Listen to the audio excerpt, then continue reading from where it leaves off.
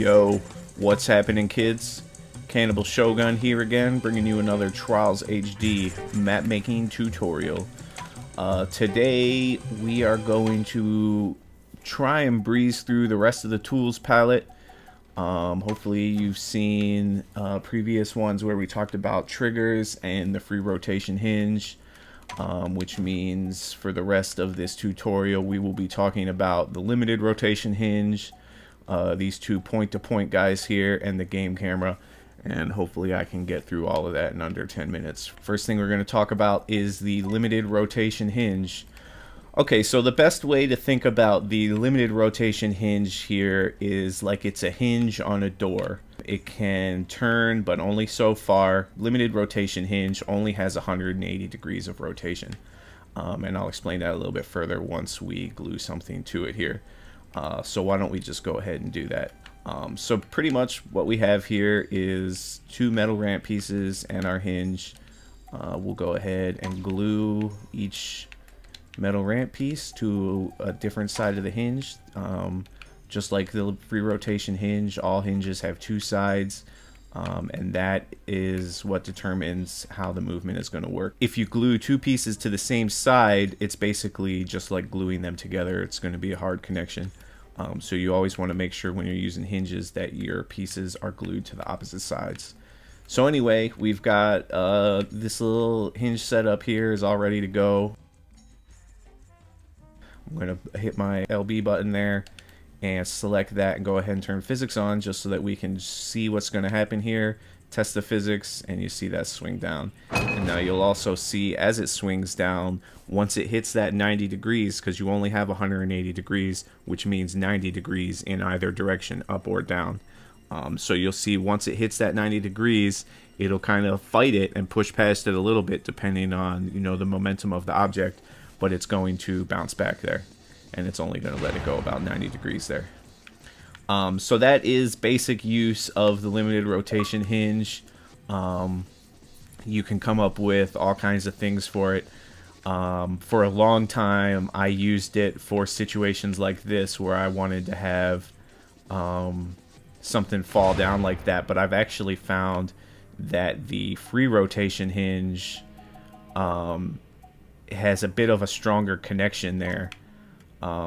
So you can't really see it a whole lot on these because they're smaller pieces, but you can kind of see the hinge pulls away from the piece that doesn't have physics on it a little bit, and this kind of goes down. And if, say, you know, you had a rider on this, add in even some more weight, then that would be even a little more pronounced. If you use the free rotation hinge here, it'll still pull a little bit, but not nearly as much. So actually, when I'm in situations like this one right here, lately I've been using the free rotation hinge. It's all around a pretty useful tool. But the limited rotation hinge does have some good uses as well, and it is just another tool in your arsenal. So I'm going to go ahead and delete the limited rotation hinge, delete that one there, and we'll talk about these two point-to-points. I get a lot of questions about the point-to-point, you know, what exactly can you use it for? The two point-to-points, they do react a little bit differently. I haven't used them enough to know for sure what each one does. But basically, it's we'll take a look at it here. You'll see it's two really small rectangles, and we have no sort of indication of how it's going to rotate, turn, anything like that, like the other hinges had with the circle. And that is because the point-to-point is not a hinge per se. It's more just like a connection piece. And it's like saying we're going to connect these two pieces at this little tiny point right here. But then that's basically, you know, like a string tying them together, or, you know, something that's really malleable, so that when this drops, it's going to have a little more movement to it. You can see it's kind of turning and spinning all over the place there, because the hinge or the point-to-point can both rotate like the normal hinges would, you know, down this way, but then it can also spin on this little axis in the middle. And so hard and soft, they do react a little bit differently. Like I said, I don't know the exact difference yet. But lately I've been finding a lot of good uses for these. I will load up something here where I used a bunch of these. I will load up my new map here. This is Shogun 14.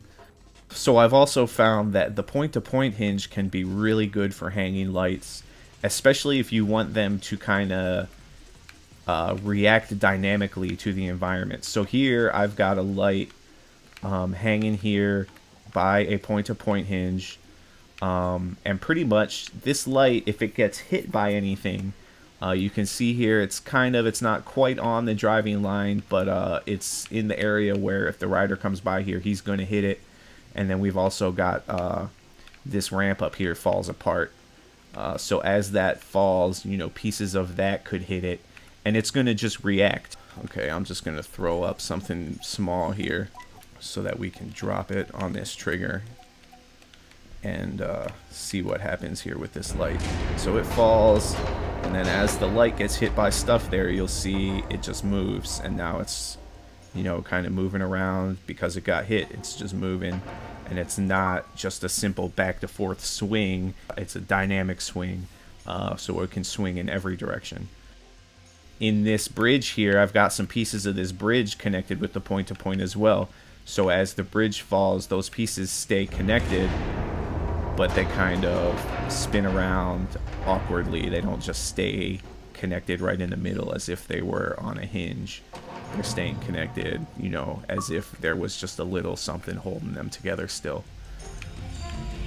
Alright, there you go. That was basic use of the point-to-point hinges and the basic use of the limited rotation hinge. So I hope you found that informative and you can make some cool stuff in your maps. Have fun with it and check me out online.